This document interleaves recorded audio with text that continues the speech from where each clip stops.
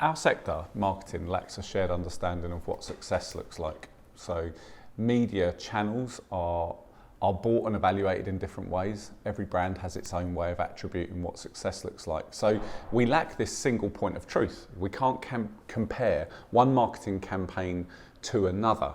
And if you think about how much money our sector rifles its way through on an annual basis, either here in the UK or on a macro level globally, that's actually quite irresponsible. And the good news is around this, we're not the first sector to face this particular challenge. So in 1929, we had the stock market crash and the Great Depression that followed over in the US. And the SEC was created as a result of that in 1934.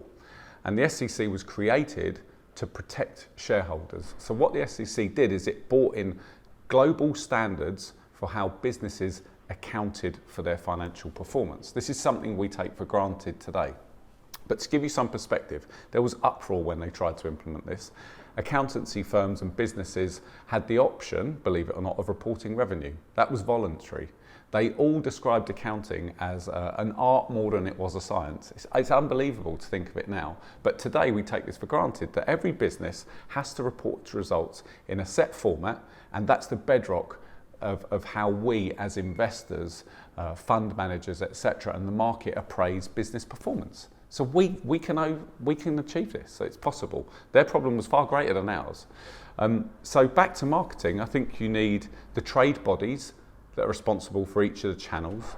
You need the brands that spend, the big brands with the clout that spend the most money, the agencies, the dominant, respected, trusted agencies and the holding companies, and the media owners to join forces to crack this, because we right now face our own crisis. Make no mistake, trust in advertising over the last 60 or so years has gone from 80% to 20%.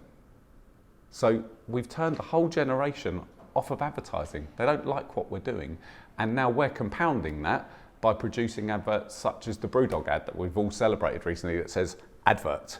And Oasis's advert that has been talked about recently, where I think they did some sort of tube advertising where it said, if you buy more of our product, we'll stop advertising to you because you know you don't like advertising. So we know the public don't like our stuff, and now we're having our own crisis of confidence in our work, which is unbelievable. If you add to that, which is a big enough challenge in itself, add to that the fact that the FBI is investigating the supply chain and the way that we trade media and the fraudulent activity within that. And you've got kind of some pretty widespread endemic and very challenging things that you've got to solve. So I think it's going to be pretty tough to do, but I think it's possible. We all need to have some backbone, and that means that we may need to be able to be prepared to step away from the media owners that wall their gardens, step away from working with agencies that maybe don't sign up to a code of practice or whatever we create together.